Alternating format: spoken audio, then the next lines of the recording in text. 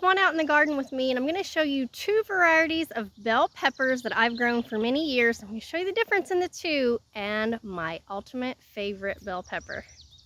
So let's stop first here in the bell pepper row. Now these are called yellow monster peppers.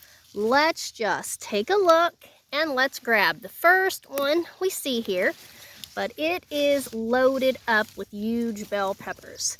Now let's continue walking on down and find another variety. Walkie walkie, we got 100 feet of bell peppers. Let's get down here to the end and look at our California Wonders. Now this is an old variety.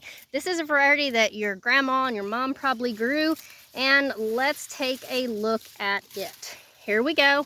You can see the size. Let's pull one off. This is by far, well, the biggest one right here. And let's have a little size comparison. So over here we have our California Wonder. Right here we have our Yellow Wonder. Our yellow Monster.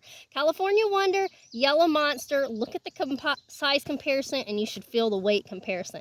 This one will turn yellow and this one will turn red. I love the Yellow Monsters. It's one of my favorite bell peppers.